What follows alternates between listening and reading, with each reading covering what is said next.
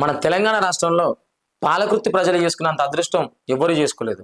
ఎందుకంటే ప్రతి నియోజకవర్గానికి ఒక్క ఎమ్మెల్యే ఉంటే పాలకృతి నియోజకవర్గానికి ఇద్దరు. 15 సంవత్సరాలు ఎలాంటి లోటు లేకుండా సంతోషంగా బతికిన పాలకృతి ప్రజలు ఆగమాగం అల్లకల్లోలం అవుతారు. ఇంట్లో అత్తపెత్తనం సాగినట్టు పాలకృతిలో ఎమ్మెల్యేని పక్కన పెట్టి పాలకృతిలో అత్తపెత్తనం సాగుతుంది.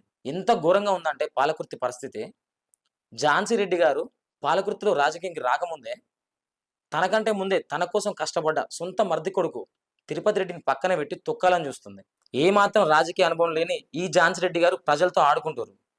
కొత్తగా వచ్చిన పక్క పార్టీ వాళ్ళని పట్టుకొని ఎగురుతుంది. పార్టీ కోసం ప్రాణాలు పణంగా పెట్టి పనిచేసిన వాళ్ళని పక్కన పెట్టడం కరెక్ట్ కానందుకు కొడుకైన తిరుపతి రెడ్డిని పక్కన పెట్టింది ఈ ఝాన్సీ రెడ్డి. ఈమె కేవలం ఇన్ఛార్జ్ మాత్రమే, ఎమ్మెల్యే కాదు. ఇంకా వీళ్ళు కాంగ్రెస్ కార్యకర్తలు ఎట్లా పట్టించుకుంటారు? ఎమ్మెల్యే యశస్విని రెడ్డి, ఝాన్సీ రెడ్డి గారు ఏ ఊరికి పోయినా ప్రజలు దుమ్మెత్తి పోస్తున్నారు. ఒక్కొక్క కార్యకర్తని పక్కకు తీసుకుపోయి అడుగురి, పార్టీ కోసం నా ఇల్లు తాకట్టు పెట్టినా, నా భార్య బంగారం తాకట్టు పెట్టినా, వీళ్ళని నమ్మి అప్పు చేసిన అనడోలే తప్ప ఒక్కడు లేడు కాంగ్రెస్ పార్టీని నమ్మి బాగుపడ్డాడు. నేను చెప్పిందే వినాలే, నా మాటే శాసనం అని పాలకృతిలో నిజం పాలన నడుస్తుంది. ఎందుకు ఇదంతా? ప్రజల్ని మోసం చేసి. అసలు ఎమ్మెల్యే ఎవరో ప్రజలకు కార్యకర్తలకు అర్థం కావట్లే. దయచేసి ఇకనైనా పాలకృతి ప్రజలందరూ కళ్ళు తెరిచి స్థానిక ఎంపీటీసీ, జెడ్పీటీసీ, సర్పంచ్ ఎలక్షన్లో ఎర్రబెల్లి దయాకర్ రావు గారికి అండగా నిలబడి బీఆర్ఎస్ పార్టీ నుంచి పోటీ చేసిన ప్రతి ఒక్క నాయకుని గెలిపించుకుందాం.